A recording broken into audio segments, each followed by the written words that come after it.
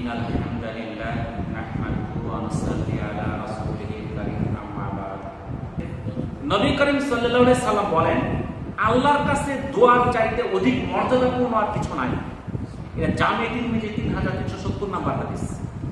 আবু হুরায়রা রাদিয়াল্লাহু তাআলা আনহু থেকে বর্ণিত, রাসূলুল্লাহ সাল্লাল্লাহু আলাইহি সাল্লাম বলেছেন, যে ব্যক্তি মহান আল্লাহর নিকট দোয়া করে না, আল্লাহ তার প্রতি অসন্তুষ্ট হন। ইবনে মাজাহ 3827 নাম্বার হাদিস। যে আল্লাহর কাছে দোয়া করে না, তার প্রতি কে অসন্তুষ্ট? মহান আল্লাহ অসন্তুষ্ট। তাহলে আমরা আল্লাহ তাআলার গোলাম, আল্লাহর কাছে আমরা চাবো। আমি যদি আল্লাহর কাছে চাই, আল্লাহ খুশি হয়। দেখেন, আপনার কাছে যদি কেউ কোনো টাকা চায়, পয়সা চায়, সহযোগিতা চায়, আমাদের মনটা খারাপ হয়ে যায়। একবার দুইবার আমরা সহযোগিতা করি, এরপরে আসলে রাগ করে ধমক দিয়ে ফিরাই দিই। এটাই তো হয়, তাই না? কিন্তু মহান আল্লাহ, তার কাছে যত চাওয়া হয় আল্লাহ তাআলা তত খুশি হয়। কারণ আল্লাহর কাছে কোনো কিছু অভাব নাই, আমরা অভাবী। আপনি কত কোটি টাকার মালিক, আপনার এই টাকা এক সময় শেষ হয়ে যাবে। কিন্তু আল্লাহ তাআলা এত সম্পদের মালিক, দুনিয়ার সমস্ত মাখলুক যত চাওয়াই চাক না কেন, সমস্ত চাওয়া পূরণ করার ক্ষমতা একমাত্র মহান আল্লাহ। তার ধনভাণ্ডার কখনো শেষ হবে না। তাহলে যে ব্যক্তি আল্লাহর কাছে চায় না, তার প্রতি আল্লাহ তাআলা অসন্তুষ্ট। আমরা নামাজের পর বিভিন্ন সময় আমরা দোয়া করি। এই দোয়া আমরা অবশ্যই করব, তবে সম্মিলিত দোয়ার পক্ষে বিপক্ষে কিছু মত আছে। আমরা একাকী দোয়ার পক্ষে কোনো মতভেদ নাই। আমরা সম্মিলিত দোয়াগুলো কি জন্য করব? আমার শিক্ষার জন্য। আমি শিক্ষার জন্য যে কিভাবে দোয়াটা করতে হবে তো আমরা জানি না, এটার জন্য আমার সম্মিলিত দোয়ার প্রয়োজন আছে। আমরা সম্মিলিত দোয়া যখন করি, তখন পিছন থেকে দাঁড়ায় শুধু আমিন আমিন বলা ছাড়া কিছুই করি না। এটার দ্বারা আমার কিছু শিক্ষা হবে। আমি যদি দোয়া শিখতে চাই, তাহলে যিনি সামনে থেকে দোয়া করতেছেন আমাকে ওইটাই বলতে হবে। ওইটা বললে আমার শিক্ষা হবে, তারপর আমি নিজে ওইভাবে দোয়া করতে পারবো। আমরা কি বলে দোয়া করবো সেই সম্পর্কে আল্লাহ তাআলা পবিত্র কোরআনে সুস্পষ্ট বিভিন্ন আয়াতে বলে দিয়েছেন। রব্বানা আতিনা ফিদ দুনিয়া হাসানাতাও ওয়া ফিল আখিরাতি হাসানাতাও ওয়া কিনা আযাবান নার। হে আমার পালনকর্তা, আমাদের দুনিয়াতে কল্যাণ দান করুন এবং আখিরাতেও কল্যাণ দান করুন এবং আমাদের জাহান্নামের আযাব থেকে রক্ষা করুন। তাহলে এই আয়াতের অর্থ হইল এইটা। তাহলে এই আয়াতটা যখন আমরা পড়ব, আমি যদি ইমাম সাহেব বলতেছে আমিও যদি পড়ি, তাহলে আমারও তো শিক্ষা হয়ে যাবে। ক্ষমা প্রার্থনা একটা দোয়া হযরত আদম আলাইহিস সালাম পাঠ করেছিলেন। রব্বানা যালামনা আনফুসানা ওয়া ইল্লাম তাগফির লানা ওয়া তারহামনা লানাকুনান্না মিনাল খাসিরিন। হে আমার প্রতিপালক, আমরা নিজেদের প্রতি জুলুম করেছি। আপনি যদি আমাদের ক্ষমা না করেন এবং দয়া না করেন, তবে অবশ্যই আমরা ক্ষতিগ্রস্তদের অন্তর্ভুক্ত হয়ে যাব। তাই এই দোয়া করলে, কারণ আমরা তো জুলুম করতেছি, আল্লাহর বিরুদ্ধাচরণ করতেছি, রাসূলের বিরুদ্ধাচরণ করতেছি, অনেক হুকুম আল্লাহ তাআলার নির্দেশ আমরা মানতে পারতেছি না। আমরা হেলায় ফেলায় আমরা এই ভুলগুলো করতেছি। তো এই যে আমরা জুলুম করতেছি, আল্লাহ যদি আমাদের ক্ষমা না করেন, আল্লাহ যদি দয়া না করেন, আমরা তো অবশ্যই ক্ষতিগ্রস্ত। তাহলে আল্লাহর কাছে পানাহ চাই এই ক্ষতি থেকে বাঁচার জন্য। দেখেন, আমাদের সন্তানরা যদি বলি পূব দিকে যাওয়ার, যায় পশ্চিম দিকে, নাকি বলে? কথা শুনতে চায় না। কেন? তাদের জন্য কি আমি দোয়া করি? দোয়াই তো করি না। সারাদিন থাকি চার দোকানে বসে, দোয়া করার তো টাইম নাই। নেক্সট সন্তান পরিবারের জন্য কিভাবে দোয়া করতে হবে আল্লাহ তাআলা পবিত্র কোরআনে শিখিয়ে দিয়েছেন। রব্বানা হাব লানা মিন আজওয়াজিনা ওয়া যুররিয়াতিনা কুররাতা আয়ুন ওয়াজআলনা লিল মুত্তাকিনা ইমামা। হে আমার প্রতিপালক, আমাদের স্ত্রীদের এবং সন্তানদের পক্ষ থেকে আমাদের জন্য চোখের শীতলতা দান করুন এবং আমাদের ক্ষুধাভীরু লোকদের ইমাম বানিয়ে দিন। তাহলে কি দোয়া হচ্ছে? স্ত্রী সন্তানকে আমাদের চোখের শীতলতা দানকারী হিসেবে বানিয়ে দিন। যখন আমি দোয়া করব, তখন আল্লাহ তাআলা তাদেরকে আমার চোখের শীতলতা দানকারী হিসেবে বানিয়ে দিবে।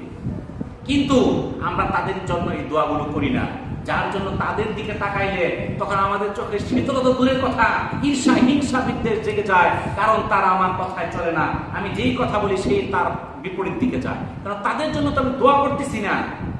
সেই দোয়া আমাদের করতে হবে। পিতামাতার জন্য দোয়া করতে হবে।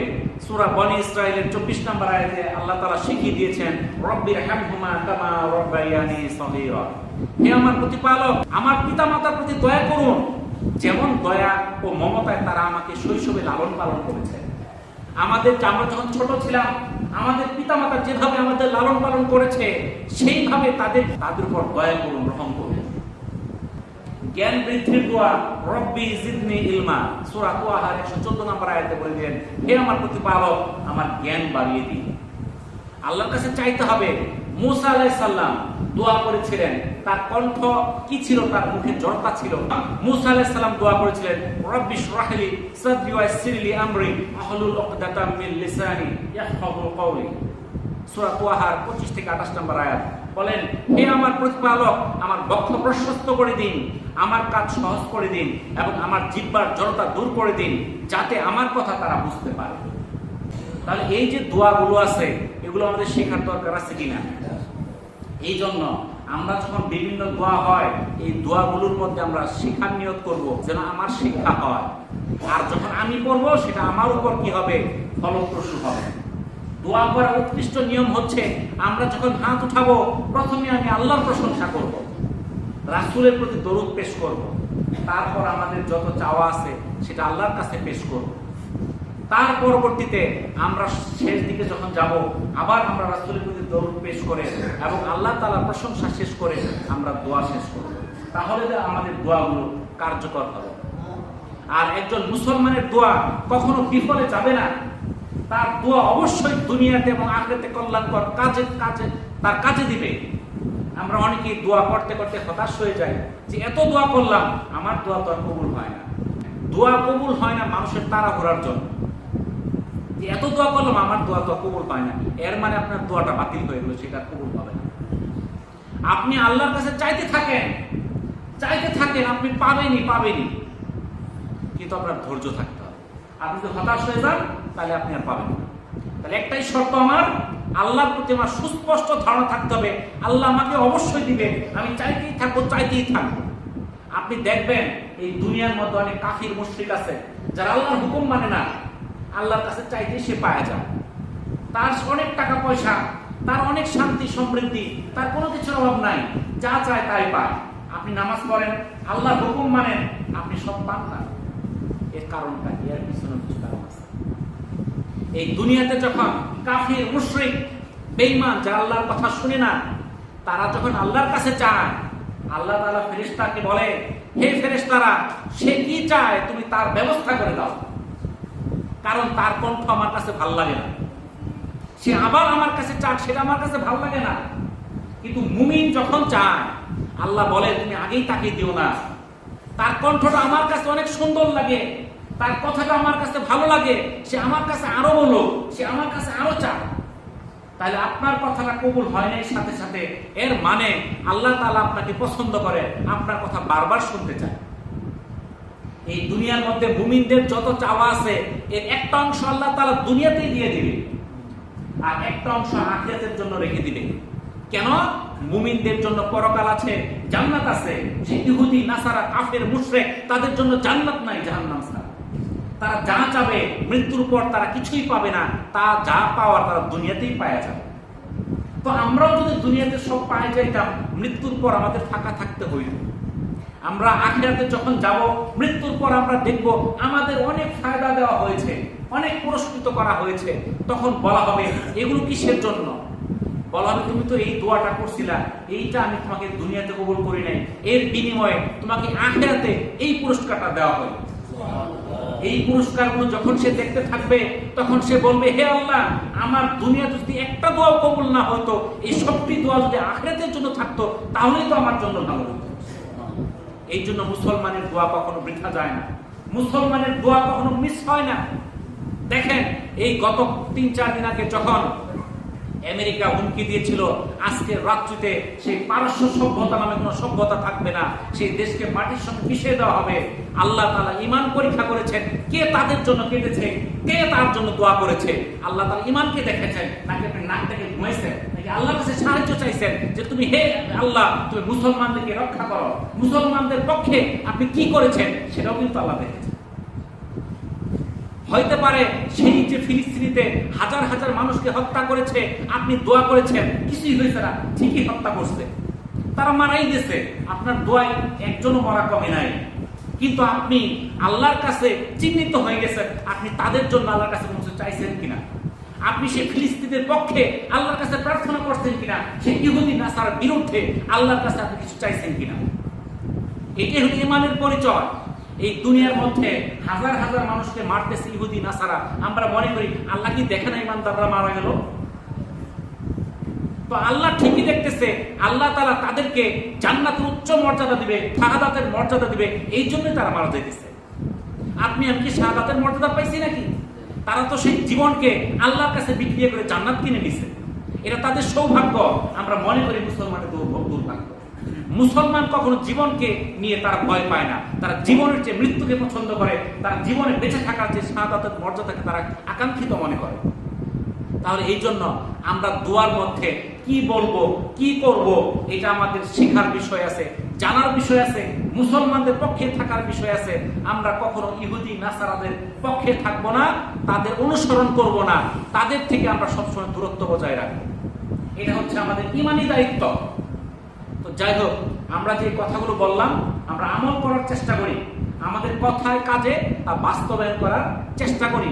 আর আমরা সারা বিশ্বের মুসলমানদের জন্য আমরা দোয়া করি যেন মুসলমানরা জয়লাভ করে, সেই ইহুদি নাসারাদের চক্রান্ত ধ্বংস হয়, ধূলিসাৎ হয়, সেই জন্য আল্লাহর কাছে প্রার্থনা করি। আমরা প্রতি সপ্তাহে চেষ্টা করি নির্দিষ্ট সময়ে আসার জন্য। আপনারা এখানে যতক্ষণ থাকবেন, আমরা মসজিদে যতক্ষণ সময় থাকবো, এখানে আসার উদ্দেশ্য কি? নামাজের উদ্দেশ্য তো আসছে, অন্য কোনো উদ্দেশ্য না। আমরা নামাজ পড়ব। একটা ব্যক্তি যখন মসজিদে নামাজের উদ্দেশ্যে আসে, যতক্ষণ পর্যন্ত নামাজ না পড়া হয় ততক্ষণ সময় তার নামাজের মধ্যেই লেখা হয়।